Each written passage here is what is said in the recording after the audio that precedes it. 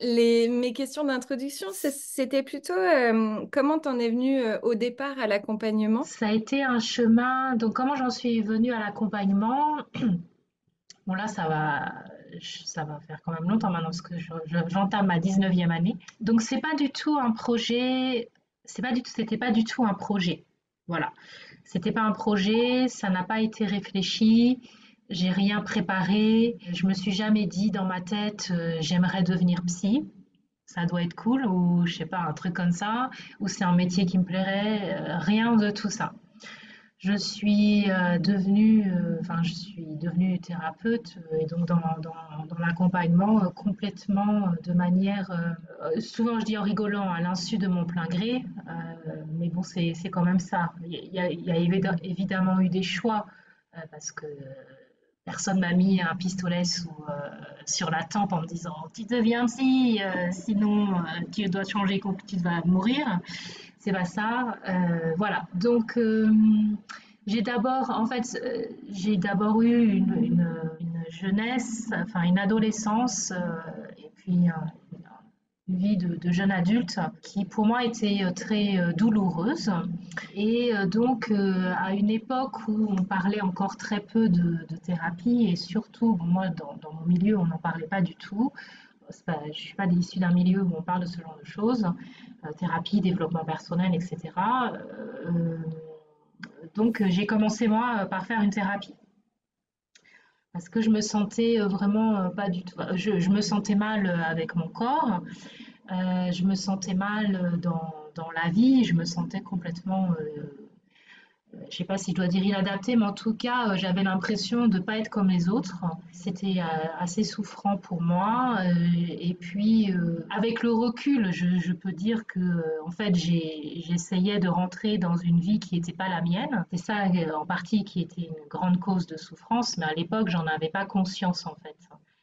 Voilà, donc j'ai démarré une thérapie. La vie est quand même bien construite puisque donc j'ai fait des écoles, j'ai fait une école de commerce et dans cette école de commerce j'ai rencontré plusieurs personnes, mais j'ai rencontré entre autres une personne qui est devenue mon amie et qui est toujours mon amie, qui est même, je dirais, l'amie peut-être la plus proche, une des amies les plus proches que j'ai, qui elle-même avait démarré une thérapie. Elle a une mère, elle, qui était assez ouverte à tout ce qui était à l'époque, ce qu'on appelle ça encore les courants alternatifs ou tout ce qui est en tout cas la thérapie, etc. Et donc, avec qui je parlais et qui m'a orientée vers une approche psychocorporelle. J'ai démarré parce que voilà, j'allais vraiment pas bien. Euh, et puis, quelques années après, enfin 3 ans après, parce que j'ai démarré en 1997, 3 ans après, à la enfin 2 ans après finalement, à la fin des années 99, début des années 2000, j'ai commencé à faire des groupes dans, dans cette école, enfin parce que en fait dans ce courant, il formait des thérapeutes et j'ai commencé à faire des groupes de thérapie parce que je me suis dit ça va être un complément à la partie individuelle. Et j'étais encore beaucoup avec ce mode de pensée, il faut que ça aille vite, il faut que je résolve vite mes problèmes.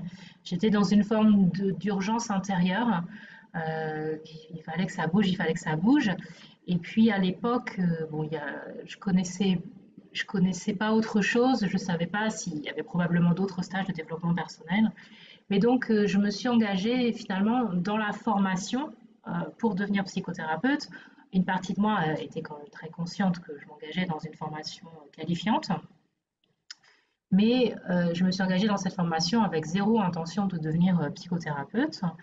Je voulais régler mes problèmes, je voulais aller mieux, me sentir mieux. À l'époque, ça prenait une forme encore très normée en fait dans ma tête.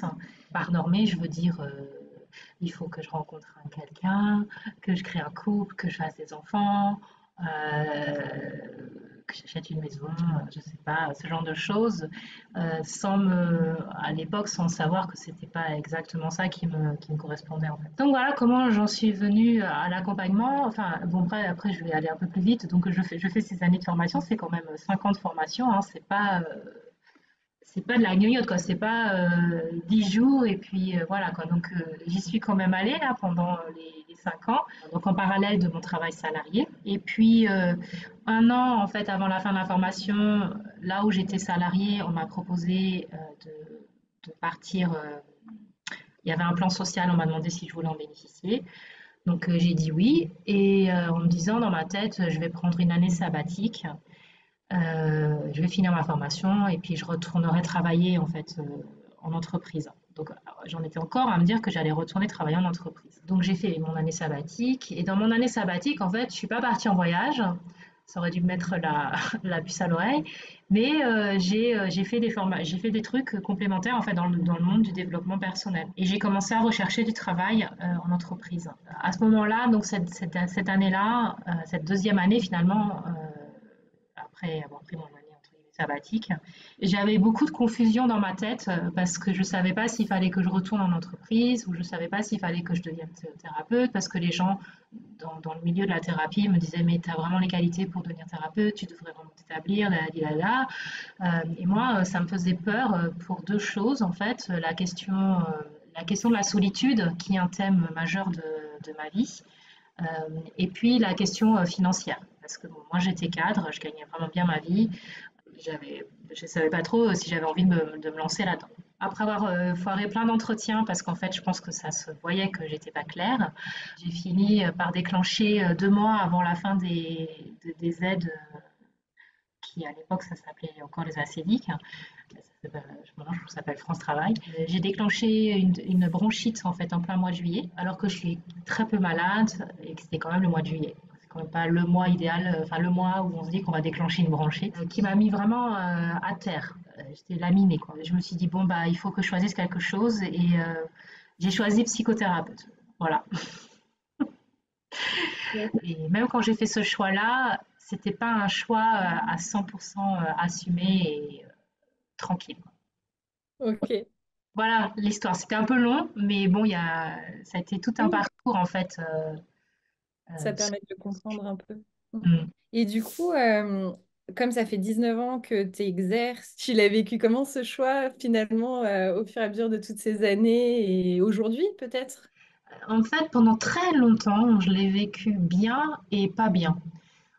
Bien parce que ça m'a donné, d'abord parce que j'aime ce métier, et puis c'est vrai que j'ai des talents en fait pour l'exercer. Euh, et que cet aspect-là d'accompagnement, de voir les gens évoluer, retrouver confiance en eux, se créer une vie qui leur correspond mieux, les aider à se dégager de ce qui les encombre, que ce soit mentalement. C'est extrêmement nourrissant, gratifiant. Pour moi, ça fait du sens, hein, et j'ai besoin de faire quelque chose. J'ai besoin d'avoir du sens dans ma vie. Donc tous ces aspects-là, c'était bien. Enfin, c'est bien, pardon. C'est pas, je sais pas, parce que je pense au début de ma pratique. Et ce que j'ai mis longtemps, très longtemps, et même je dirais honnêtement, je pense que c'est pas tout à fait accepté. C'est toute la partie que pour moi, enfin, je vis comme de l'insécurité financière en fait. Parce que moi, d'abord, j'ai jamais eu le niveau de revenu que j'avais quand j'étais salariée. Et j'ai personne, moi je suis toute seule. Enfin, comment dire, j'ai un compagnon, mais je veux dire, économiquement, on est séparés. Il n'y a pas qu'économiquement, mais je veux dire, économiquement, on est chacun avec nos économies, enfin, notre vie économique. Et donc, en fait, moi, j'ai personne pour me soutenir, j'ai pas de. C'est moi. J'ai pas de filet, etc. Donc, tous les choix que je fais, c'est moi qui dois les assumer. Et donc, c'est quand même un métier, en tout cas, il y a des gens qui ne le vivent pas, pour qui c'est pas le cas, mais en tout cas, pour moi, la réalité que j'ai créée jusqu'à maintenant, c'est ça monte et ça descend, ça monte et ça descend, ça monte et ça descend. Et c'est toujours irrégulier. J'ai des années qui sont excellentes, j'ai des années qui sont super mauvaises, et ça, c'est hyper frustrant en fait pour moi. Mais parce que ça vient, en partie, mon métier, c'est aussi un chemin d'évolution. Enfin, clairement, pour moi, le métier que j'exerce, je l'exerce. Certes, c'est clair que j'aime ce que je fais, mais c'est surtout, ça m'a fait beaucoup grandir, ça m'a fait beaucoup évoluer dans plein de sujets. Donc voilà, et puis au début, moi, j'ai accompagné les gens essentiellement avec la méthode avec laquelle j'ai été formée, enfin la pratique avec laquelle j'ai été formée en tant que psychothérapeute, donc c'était une approche très, très globale, psychocorporelle. Et puis au bout d'un moment, je me suis dit, je me sens bloquée dans l'accompagnement. on tourne trop dans la tête, le corps, ça va passer vite. Enfin, moi, j'aime bien quand ça avance. J'aime bien les trucs. Enfin, c'est pas que j'aime bien que ça aille à toute vitesse, pas à toute vitesse, mais j'aime pas traîner pendant des années et des années, quoi. Sur les mêmes choses en tout cas. Donc j'ai commencé à chercher d'autres outils et puis bon, je pense que c'est le cas de n'importe quel thérapeute qui se respecte ou qui est thérapeute, c'est qu'on va toujours à la pêche aux outils parce qu'en face de nous, on a des êtres humains et tout aussi magnifique que soit tel outil ou telle méthode ou telle approche, ben, l'être humain qui est en face de nous, il va jamais rentrer dans toutes les cases. En tout cas, pour moi, c'est comme ça que je vois les choses. Donc, c'est pas la peine de le faire en sorte qu'il rentre dans une case. Donc, il y a des choses qui vont fonctionner avec cette personne, parce que ça va dépendre de la personne, ça va dépendre de là où elle en est, ça va dépendre de sa problématique. Donc voilà, donc du coup, c'est un chemin à la recherche d'outils pour accompagner les personnes qui viennent consulter. Mais aussi ces outils-là, ben, c'est toujours en tout cas moi, c'est toujours on doit les expérimenter sur soi. Donc ça fait forcément évoluer soi-même. Voilà. Donc c'est un métier qui est passionnant parce que ben, les êtres humains sont toujours différents et en même temps c'est toujours les mêmes problématiques qui reviennent parce que ben, c'est des êtres humains, donc c'est toujours les mêmes problématiques. Donc voilà, donc j'ai évolué dans ma manière, donc et j'ai aussi une relation, j'ai eu une relation un peu amour-haine, c'est un peu fort, mais d'appréciation, détestation avec mon métier en fait, mais pas l'exercice, comment dire, c'est plutôt ce qui est difficile pour moi, c'est les conditions, comment dire, c'est les conditions matérielles dans lesquelles on doit exercer en fait, conditions économiques en fait et financières dans lesquelles on doit exercer. Quand je suis avec quelqu'un, je pense pas jamais à tout ça. Je suis complètement focalisée sur la personne et je donne tout ce que j'ai à donner, quoi. Donc voilà, je suis pas tout à fait apaisée en fait avec ces conditions financières, matérielles. Donc je vois ça comme toujours, j'imagine, mon chemin d'évolution. Et puis bah, je l'ai choisi, donc il faut que je vive avec. Et où est-ce que ça me fait grandir et comment est-ce que ça me fait grandir. C'est vraiment, pour moi, cet aspect-là, c'est comment lâcher prise toujours un peu plus. Lâcher prise toujours un peu plus. Lâcher prise toujours un peu plus et faire confiance. Et c'est, en tout cas, pour moi, c'est l'angle de travail que ce métier, par rapport à l'aspect précis des conditions matérielles et financières, me fait travailler. Cool, c'est chouette, ce parcours de 19 ans là. Ça m'éclaire plus aussi sur comment on peut vivre en tant qu'accompagnant. Ça répond aussi à des questions que par ailleurs moi j'ai derrière. Donc merci, merci pour ton récit. Et du coup, je me posais la question, comme tu as une palette d'outils, tu as une mallette à outils, et puis j'imagine qu'ils ne sont pas tous arrivés au même moment dans ta vie. Ouais. Et il y en a, donc bah, je ne sais pas si tu as envie de me les expliquer un petit peu. Et j'avoue que j'aurais une préférence de, je sais pas pourquoi, mais celui qui m'attire le plus, c'est le human design et d'avoir Mhm. peut-être un peu plus de détails sur celui-ci. Alors, je vais te parler du design humain, mais je vais d'abord répondre à la question. C'est intéressant comment tu as formulé ta question, en formulant que les outils étaient arrivés à différents moments de ma vie. Donc, moi, j'ai comme ma première, ce qui constitue ma fondation, c'est l'approche de ce qu'on appelle la psychologie biodynamique, qui est une approche qu'on appelle aussi humaniste et qui est psychocorporelle. Donc, on travaille sur, qui en fait considère l'être humain dans toutes ses dimensions, émotionnelles, mentales et physiques, et éventuellement énergétiques et spirituelles, en fonction de là où on est la personne qu'on a en face de nous. Et ça constituera toujours mon socle fondamental. Même si j'ai arrêté de faire du travail corporel tel qu'on me l'a enseigné en psychologie biodynamique, majoritairement parce que c'est fatigant pour le thérapeute. Ça constituera toujours ma base, la vision de l'être humain, la vision du monde, telle qu'on nous l'a transmise dans cette approche et dans ma manière de travailler. Donc ça, et puis après, les outils, les autres approches, une approche pour moi qui a été vraiment essentielle, c'est tous les outils qui sont transmis par Access Consciousness, qui est surtout connu, entre guillemets, parce que c'est pas hyper connu non plus, mais pour les Access Bars. Mais il propose en fait aussi là une vision du monde, de la vie, de l'être humain, d'être au monde, qui nous, en tout cas moi c'est comme ça que je le perçois, qui nous aide à sortir en fait de ce qu'on appelle la dualité ou la polarité. Et ça m'a énormément apporté sur un plan personnel et sur la manière d'accompagner. Donc c'est venu se greffer et se combiner à ma base qui était la psychologie biodynamique, qui était déjà une approche très, très ouverte. Et puis après, j'ai d'autres outils comme le MDR, où j'ai appris des techniques pour sortir de la polarité qui s'appelle la méthode PIT. Donc là, je vais pas rentrer dans les détails. Et donc, en 2020, donc cette fameuse année du Covid, c'est là que j'ai découvert le design humain, en fait. Et donc, alors, juste, avant que je réponde à ta question, comme ça, je vais t'en poser une, juste pour voir comment je vais démarrer. Qu'est-ce qui t'attire en fait? Qu'est-ce qui t'a attiré en fait avec le mot design humain ou dans ce que tu connais déjà du design humain, de ce que tu as regardé? Et ben en fait, c'est juste que j'ai entendu plusieurs fois cet outil dans mon année, mais j'ai jamais exploré ce que c'est. C'est juste D'accord, c'est de la curiosité. d'accord. Je connais absolument pas cet outil, mais j'ai entendu plusieurs fois prononcer ce mot-là. Donc en fait, le design humain, c'est pas un outil que j'utilise dans mon travail de thérapie. C'est plus un outil qui peut s'utiliser dans une forme de coaching en fait. Le coaching est oui, une approche un peu différente de la thérapie. Donc en fait, le design humain, c'est à partir de tes données de naissance, euh, la date, l'heure et le lieu de naissance. Ça va sortir, que tu rentres dans un logiciel qui est accessible à tous, ça va sortir ce qu'on appelle un schéma corporel.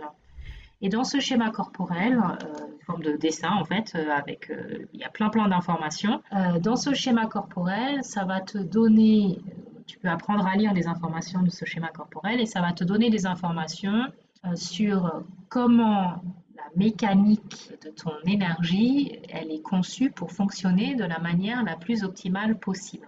Ça, c'est la grande ligne, parce que ça donne un niveau de détail qui peut être un puits sans fond, parce que après, c'est une combinaison c'est une combinaison d'informations issues d'approches qui sont elles-mêmes très profondes, parce que bon, il y a l'astrologie, il y a tout ce qui concerne les chakras, il y a ce qu'on appelle le Yiking, qui est une approche chinoise, le Tao. Il y a d'autres choses, mais là, ça m'échappe de mon cerveau. Donc déjà, si tu fais que de l'astrologie ou si tu fais que l'étude du Tao et du Yiking, t'en as enfin, tu peux passer ta vie là-dessus, quoi. Moi, ce que j'ai aimé enfin, ce que j'aime dans le design humain, c'est que pour moi, ça nous donne des éléments complémentaires pour répondre à la question, peut-être que pas tout le monde se pose, mais peut-être aussi quand même beaucoup de personnes se posent, qu'est-ce que c'est que être soi? Ça veut dire quoi être moi? Euh, et déjà, quand on regarde le design humain, ça nous indique, enfin, ça utilise quand même les mots, ils appellent ça la science de la différenciation. Mais en fait, ça utilise les mots, c'est que tu es unique, en fait. Et c'est pas juste un effet littéraire, c'est vraiment chaque être humain est véritablement unique. Et donc, ça nous donne comme une cartographie, en fait. Ça nous donne comme une cartographie de qui nous sommes, des différents chemins que nous pouvons explorer, des talents et des ressources que nous avons, tout en nous donnant aussi une indication sur les endroits où on peut, si je continue le chemin, la filée de la métaphore de la cartographie, où on peut éventuellement se tromper de chemin, c'est-à-dire ne pas suivre le chemin qui est le nôtre, prendre des chemins de traverse où on va prendre un chemin qui n'est pas le nôtre et qui est celui où on est susceptible d'être conditionné en fait par les autres. Et donc c'est à la fois suffisamment précis pour qu'on puisse se reconnaître et suffisamment large dans les indications pour qu'on puisse utiliser, puisque au final c'est toujours ça on en revient toujours à ça, qu'on puisse utiliser notre libre arbitre. On a certes, la vision qui est proposée, c'est qu'on a certes un chemin